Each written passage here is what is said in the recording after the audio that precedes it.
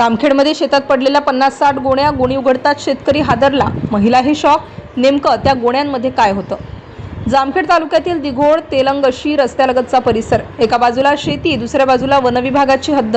नेहमीप्रमाणे सकाळी काही शेतकरी आपल्या शेताच्या दिशेने जात होते. सर्व काही नेहमीसारखं वाटत होतं, मात्र काही अंतरावर त्यांची नजर एका वेगळ्याच दृश्यावर पडली.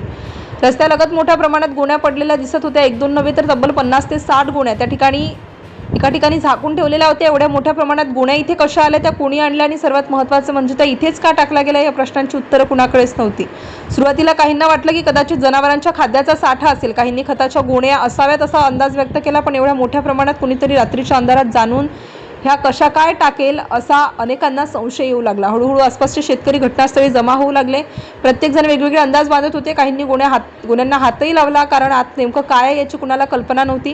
काही वेळाने एका गोणीचा तपास करण्यात आला. गोणी उघडताच त्यामध्ये पांढऱ्या रंगाची पावडरसारखी सामग्री दिसली. आता मात्र नेमकी कोणती आहे हे उपस्थित असलेल्या कोणाला सांगता येत नव्हतं. ही पावडर अन्नपदार्थ आहे का की काही वेगळाच पदार्थ, या प्रश्नांची उत्तर मिळत नसल्याने शेतकरी अधिक चिंतेत पडले.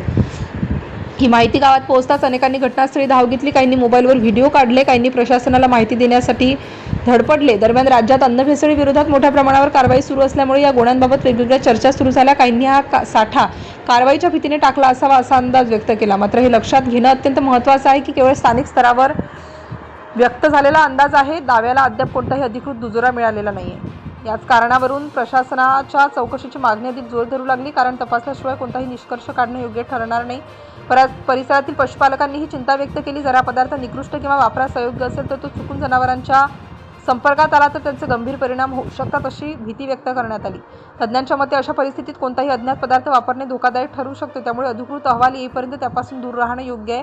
घटनास्थळ आणि वनविभागाच्या हद्दीत असल्याने पर्यावरणाचाही प्रश्न उपस्थित झाला. जर हा साठा असाच टाकून राहिला तर त्याचा परिसरावर परिणाम होऊ शकतो का, याचीही चौकशी होणे आवश्यक आहे.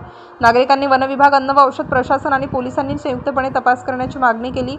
या प्रकरणातील सर्वात मोठा प्रश्न अजूनही अनुत्तरितच आहे. हा साठा इथे कोणी आणला?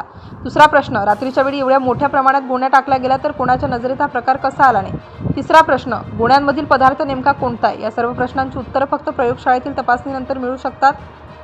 खर्डा पोलीस ठाण्याचे सहाय्यक पोलीस निरीक्षक उज्ज्वल सिंह राजपूत यांनी अन्न व औषध प्रशासनाशी संपर्क साधल्याची माहिती दिली असून अधिकारी घटनास्थळी पाहणी करणार असल्याचे सांगितले.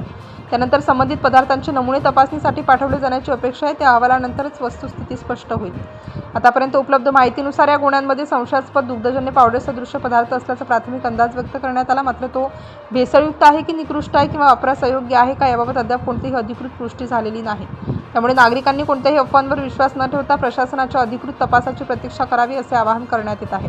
आणि अखेर या संपूर्ण घटनेचा निष्कर्ष असा की जामखेडमधील वनहद्दीत अज्ञात व्यक्तींनी संशयास्पद दुग्धजन्य पावडर सदृश पदार्थांच्या सुमारे 50 ते 60 गोण्या टाकून दिल्याचे समोर आले आहे. या पदार्थांचा नेमका प्रकार आणि तो सुरक्षित आहे की नाही हे अद्याप स्पष्ट झालेले नसून अधिकृत तपास आणि प्रयोगशाळेच्या अहवालानंतरच सत्य समोर येणार आहे. तोपर्यंत या प्रकरणाकडे संशयास्पद घटना म्हणूनच पाहिले जात असून प्रशासनाने तातडीने चौकशी करण्याची मागणी नागरिकांकडून केली जात आहे.